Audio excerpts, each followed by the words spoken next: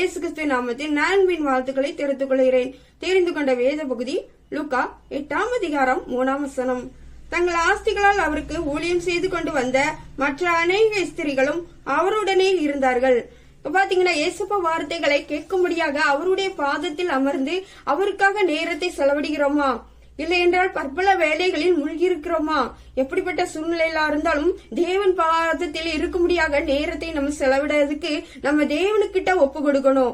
இங்க பாத்தீங்கன்னா வேதத்துல பாத்தீங்கன்னா லூக்கா 10ஆம் அதிகாரம் 38ஆம் வசனத்துல பாக்குறோம். ஒரு கிராமத்தில் இயேசுப்பா பிரவேசிக்கும் போது அங்கே மாத்தாள் என்னும் ஸ்திரீ அவரை வீட்டிலே ஏற்றுக்கொள்கிறார். அவளுக்கு மரியாள் என்னும் ஒரு சகோதரி இருக்கிறார். அந்த சகோதரி ஏசப்பாவின் பாதத்தருகே உட்கார்ந்து அமர்ந்து அவருடைய வசனத்தை கேட்டுக்கொண்டிருந்தார். மார்த்தாளோ பற்பல வேலைகளை செய்வதில் மிகவும் வருத்தத்தோடு காணப்பட்டாள். இப்படிப்பட்ட சூழ்நிலையில் நீங்களும் காணப்படுறீங்களா? நான் மட்டும் தனியாவே வேலை செய்கிறேன் என்று சொல்லி அங்கலாய்த்துக் கொண்டிருக்கிறீங்களா?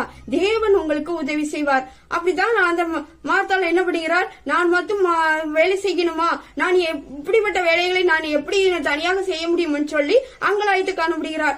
என்ன கொடுக்கலாம், என்ன ஆகாரம் கொடுக்கலாம் என்று சொல்லி அதன் மித்தமாக அந்த காரியங்களில் ஈடுபட்டு கொண்டிருக்கிறார். ஒருவேளை உங்களுடைய வாழ்க்கையிலும் இப்படிப்பட்ட சூழ்நிலை நீங்க காணப்படுறீங்களா?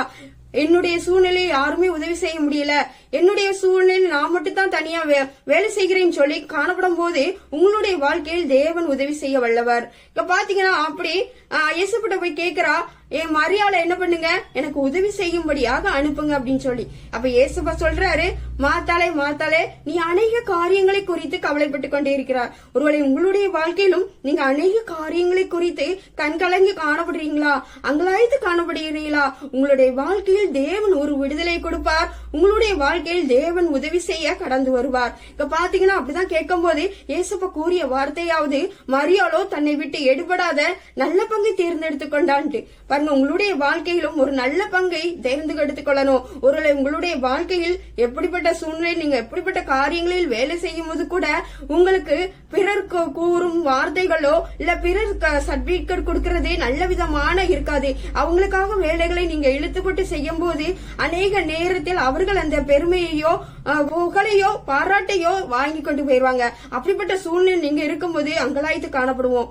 அப்படிப்பட்ட காரியங்களில் நம்ம இருக்காதபடி தேவன்கிட்ட பாதத்தில் ஒப்படைத்து இருக்கும் போது நம்முடைய வாழ்க்கையில் தேவன் ஒரு விடுதலையை கொடுக்க கடந்து வருவார். இங்க பாத்தீங்கன்னா மரியாள் என்ன பண்ணுகிறார்? தன்னை விட்டு நல்ல பங்கை தேர்ந்தெடுத்துக் கொள்கிறார். உங்களுடைய வாழ்க்கையிலும் யாருடைய சர்டிபிகேட்டுக்காக அநேக காரியங்களில் பற்பல வேலைகளில் இழுத்துப்பட்டு செய்யாதீங்க. தேவன் ஒருவர் மாத்திரம் உங்களை சர்டிபிகேட் கொடுக்க வல்லவர். அவர் கொடுக்கிற சர்டிபிகேட் தான் நிரந்தரமானது. ஆண்டவருடைய வார்த்தைகளை கேட்கும்படியாக அமர்ந்திருக்கும் போது தேவனே நமக்கு ஒரு நல்ல சர்டிபிகேட்டை கொடுக்க, அதுதான் நிரந்தரமான காரியங்கள்.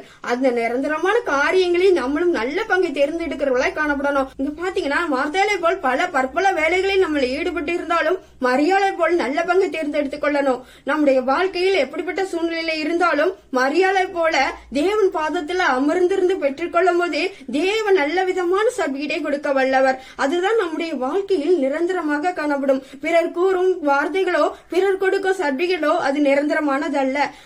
ஒருவேளை உங்களுடைய வாழ்க்கையிலும் எந்த விதத்துல கண்ணீர் விட்டு இருந்து அங்கலாய்த்து காணப்பட்டாலும் இனி உங்களுடைய வாழ்க்கையில் தேவன் உதவி செய்ய கடந்து வருவார். அது மாத்திரமல்ல, அவருக்கென்று நீங்க ஒதுக்கி பாதத்தின் அருகே இருக்கும் போது அவர் உங்களுக்கு ஒரு விடுதலை கொடுத்து உதவி செய்ய வல்லவர். உங்களுடைய வாழ்க்கையில் மாரியாளை போல செயல்படுங்க. நல்ல பங்கை தேர்ந்தெடுக்கும் போது தேவன் உங்களை ஆசீர்வதிப்பார். ஆமேன்.